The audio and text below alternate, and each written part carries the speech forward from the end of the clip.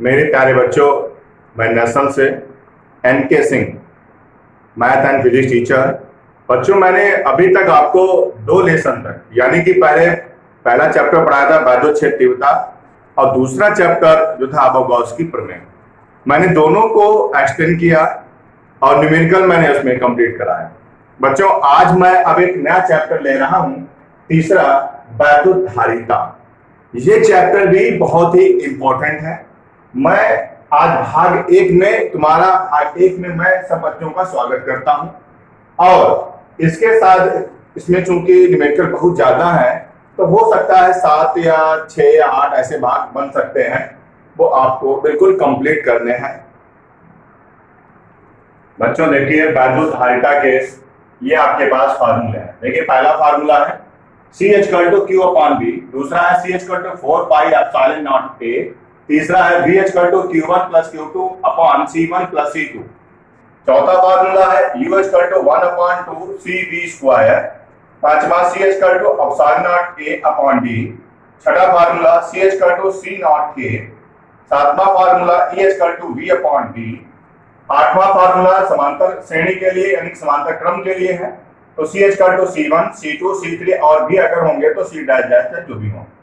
नवा फार्मूला श्रेणी क्रम के लिए तो 1/C = 1/C1 + 1/C2 + 1/C3 + ऐसे ही मैंने इनको जो जिस सिंबल से नोट हो रहे हैं वो मैंने मात्रक सहित नोट किया। जैसे एग्जांपल C, यहाँ पर आपको मालूम होने चाहिए धारिता है, इसका मात्रक फैराडे है। Q अगर है तो Q आवेश होता है, इसका मात्रक कूलम होता है। ऐसे ही तुम्हारे पास A जो है वो त्रिज्या है, मात्रक मीटर होता है। V तुम्हारे पास यहाँ पर विभवांतर है, मात्रक वोल्ट है। U तुम्हारे पास ऊर्जा है, मात्रक जूल होता है। A तुम्हारे पास क्षेत्रफल है, मात्रक मीटर स्क्वायर है। आप फॉर्मूले में देखेंगे तो ये मिलेंगे। D बीच की दूरी है, मात्रक मीटर होगा। वैद्युत क्षेत्र तीव्रता E जो कि आपने देखा। तो ये फार्मूले आपके लिए इंपॉर्टेंट है जी, आपको याद करने हैं। मैं आज से ही इसी वैद्युत धारिता के कुछ न्यूमेरिकल्स आपको कराऊंगा। और अब बच्चों, हम लोग वैद्युत धारिता का पहला क्वेश्चन देखेंगे। बहुत सरल है, आपको समझना है। लिखा, पारे की 27 एक समान बूंदों में प्रत्येक को 10 वोल्ट के विभव तक आवेशित किया गया है। यदि इन बूंदों को मिलाकर एक बड़ी बूंद बनाई जाए तो बड़ी बूंद पर कितना विभव होगा। मतलब हमसे इसने पूछा है बड़ी बूंद पर विभव क्या होगा। तो सबसे पहले आपको ये पता होना चाहिए, जो बूंद होती है वो एक गोला होता है। और क्या होता है? गोला। और इसमें कितनी छोटी छोटी बूंदें, जिससे छोटी छोटी बूंदें मिलाकर एक बड़ी बूंद बना दी जाती है। तो ये दोनों के आयतन क्या होते हैं? बराबर, यानी कि बड़ी बूंद का आयतन बराबर छोटी बूंद का आयतन। ये पीछे हम लोग कर चुके हैं, फिर भी आप समझिए। तो यहाँ पर आपको लिखना पड़ेगा बड़ी बूंद का आयतन बराबर छोटी। अब कितनी छोटी बूंदें हैं? 27 छोटी बूंदें हैं। तो आप यहां पे लिखेंगे 27 छोटी बूंदों का, या बूंद लिख देंगे, बात बड़ी है, बूंद का आयतन। अब देखिए, तो बूंदों 27 छोटी बूंदों का आयतन। अब मैंने आपको बताया था बूंद जो होती है गोले। अब तो गोले का आयतन होता है बेटा 4/3 पाई। अब बड़ी है तो बड़ा r³ कर दीजिए। 27 आप ऐसे रख दीजिए। छोटी बूंद तो गोले तो छोटा हो जाएगा, तो गोले का आयतन ही रहेगा 4/3 पाई। और स्मॉल r छोटा है तो छोटी r हो, छोटी त्रिज्या आ जाएगी। 4/3 पाई 4/3 पाई आपस में कट जाते हैं घात 3। अब देखिए यहाँ पे 4/3 पाई 4/3 पाई कर ले। यहाँ पर भी r³ है, यहाँ पर भी r³ है। तो इसका जो घनमूल होगा वो r होगा, और 27 का जो घनमूल होता है वो 3 होता। और ये r आपको ऐसे ही रखना है, यानी कि कैपिटल R बराबर 3r के बराबर होगा। अब बच्चों यहाँ पर सबसे पहला पॉइंट निकालेंगे, बड़ी बूंद पर हमारा पॉइंट किस पर आ रहा? बड़ी बूंद पे आ रहा। तो बड़ी बूंद का सबसे पहले धारिता निकालेंगे। क्यों? हमारे पास फार्मूला होता है V equal to Q upon C, ये फार्मूला होता है। तो हम लोग सबसे पहले यहाँ पर क्या निकालेंगे? पहले धारिता निकालेंगे। बड़ी बूंद की धारिता आप लिख दीजिए और चाहे ऐसे C लिख दीजिए बड़ी बूंद। तो यहाँ पर फार्मूला आपने पढ़ा था उसमें 4 पाई एप्सिलॉन नॉट, यहाँ पर मैंने आपको सूत्र में A लिखाया है। यहाँ पर आप R त्रिज्या और A त्रिज्या ही होती हैं। तो यहाँ पर जो कि हम बड़ी बूंद निकाल रहे, सुनते रहिए, बड़ी बूंद अगर निकाल रहे हैं, बड़ी बूंद की धारिता क्या लिख सकते हो ऐसे? बड़ी बूंद, बड़ी बूंद, आप बड़ी बूंद लिख दीजिए, कोई दिक्कत नहीं, बड़ी बूंद की धारिता। अब यहाँ पर कैपिटल R हो जाएगा। अब यहाँ पर ये भी आपको देखना है, देखना इसी लाइन में हम करेंगे, आता है तो नीचे ले लेते हैं। तो 4 पाई एप्सिलॉन नॉट, अच्छा R कितना तुम्हारे पास आया है? 3R, यानी कि कैपिटल R की जो वैल्यू है वो 3R है। तो हमारे पास क्या निकल आई है? बड़ी बूंद की धारिता। इसी प्रकार से हम लोग बड़ी बूंद का आवेश निकालेंगे। यहाँ पर आपको समझना है, बड़ी बूंद का आवेश को बड़े Q से नोट करेंगे। यहाँ पर आपको ये समझना है, बड़ी बूंद का आवेश निकालने के लिए आपके पास कितनी बूंदें हैं? 27। तो आप यहाँ पर लिखेंगे 27 और छोटा Q कितना दिखा हुआ है? 10, प्रत्येक पर 10, तो छोटा Q आएगा और गुणे में आपको 10 भी लिखना पड़ेगा। क्यों? 27 छोटी बूंदें, आवेश कितने, और प्रत्येक पर आवेश पूछा तो एक पर एक Q हो गया, तो 10, यहाँ पर 27 पर सब पूरा गुणा कर लिया। फिर समझिए, एक बूंद पर 10 है तो 27 बूंदों पर आवेश 27 गुणे 10 Q हो जाएगा। अब यहाँ पर एक पॉइंट आपको थोड़ा सा रफली मैं समझाऊंगा। एक फार्मूला होता है Q इक्वल टू CV होता है, जो मैं यहाँ पर एक चीज लाऊंगा वो आपको समझना है, शार्ट में समझ लिए थोड़ा। तो C यहाँ पर छोटी बूंद है, छोटी बूंद का आयतन 4 pi epsilon not into R होता है। क्या होता है? Epsilon 4 pi epsilon not R होता है। और वोल्ट कितना है? छोटी बूंद पर विभव कितना दिया है? 10। तो हम लोग यहाँ पर इसको लिखते हैं 10। तो हम ये सारे पॉइंट एकदम शार्ट में कर लेते हैं, मैं इनको डायरेक्ट आपको दिखा रहा हूँ। 27 छोटी बूंद गुणे 10, क्यों?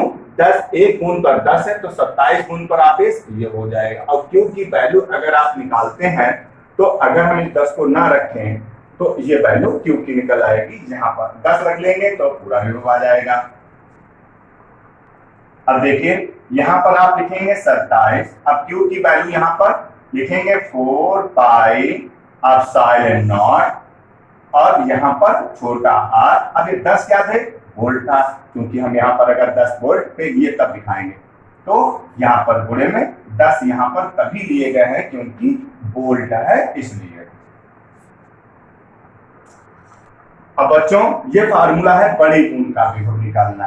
तो यहाँ पर फार्मूला है V equal to Q upon, अब देखिए Q अपॉन C।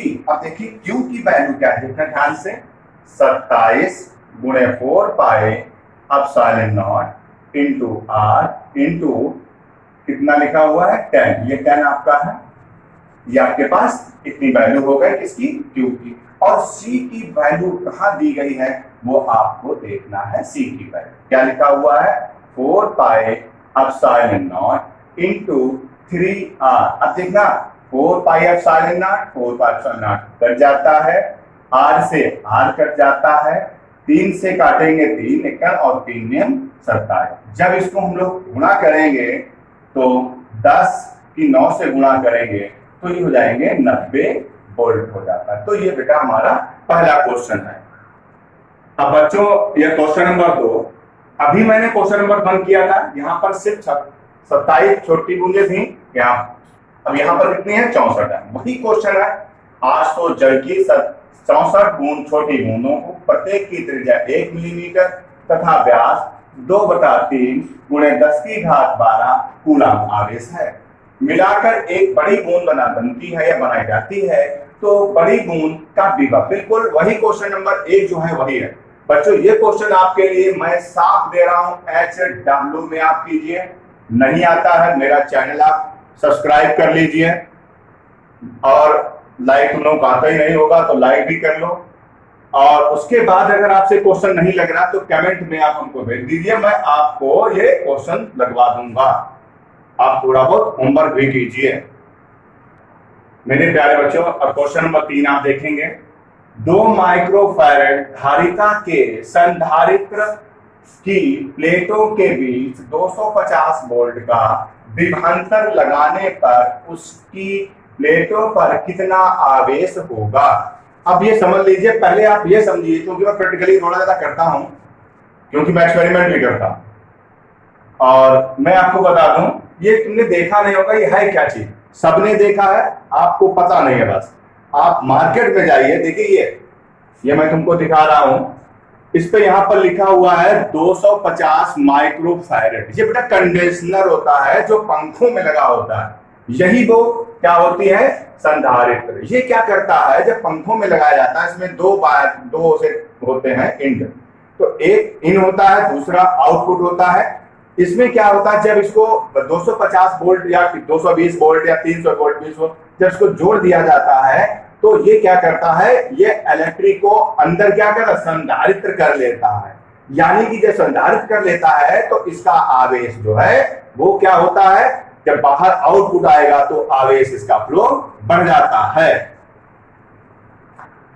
तो बच्चों हम फिर से वापस आ सकते हैं क्वेश्चन पे, क्योंकि ये धारिता को बताना था मुझे प्रैक्टिकली, तभी मैंने किया। अब देखिए 2 माइक्रोफैरड धारिता, अब धारिता को हम लोग नोट करते हैं सी से, फार्मूले आपके पास लिखे हैं तो क्वेश्चन आपको बहुत सारे लगेंगे, फार्मूले याद करेंगे। तो 2 माइक्रोफैरड, आप इसको 2 × 10⁻⁻6 फैरड लिख सकते हैं। 1 माइक्रोन बराबर 10⁻⁻6। प्लेटों पर विभवांतर, विभवांतर बी कितना लिखा, बी कितना है आपके पास 250 वोल्ट। बहुत सरल इसके न्यूमेरिकल हैं। लगाने से उसकी प्लेटों पर कितना आवेश होगा, इसका आवेश कितना होगा, QH फार्मूला होता है CV। अच्छा C कितना है, 2 × 10⁻⁻6 और V कितना है 250। आप इनकी गुणा कर लीजिए, कितना होगा 500 × 10 की घात, देखो गुणा करेंगे 500 × 10⁻⁻6 कूलम। अच्छा ये जो चीज है ये है क्या कूलम, कभी हम लोग इस पे चर्चा करेंगे। अगर आप हम लोगों को हमें ज्यादा पढ़ना चाहेंगे तो मैं सारे पॉइंट, चूंकि मैं तोड़ने की क्षमता रखता हूं, मैंने सारी चीजें प्रैक्टिकली की हैं और मुझे पता है। अगर आप कायदे से पढ़ोगे, मैं तुम्हें ये सारी चीजें बता दूंगा, ये चीज है क्या, आपकी रोटेन लाइफ में इसका प्रयोग क्या है। आप इन सभी चीजों को कायदे से अगर पढ़ लेंगे तो रियल में आप कोई नई रिसर्च कर सकते हैं और नया कर सकते हैं। साइंस कोई बहुत बड़ी चीज नहीं है, साइंस तुमसे बनी है और तुम ही करोगे। आपको मैं बार बार कहता हूं, मेरे जितने भी न्यूमेरिकल्स की वीडियो आ रही है उनको पढ़िए, और फिर हम आपको जब कभी भी चैप्टर का मौका मुझे मिलेगा तो मैं पूरे चैप्टर को इस तरीके से एक्सप्लेन कर दूंगा, आपने कभी कल्पना भी नहीं की होगी कि किसी ने चैप्टर को किस तरीके से एक्सप्लेन किया है।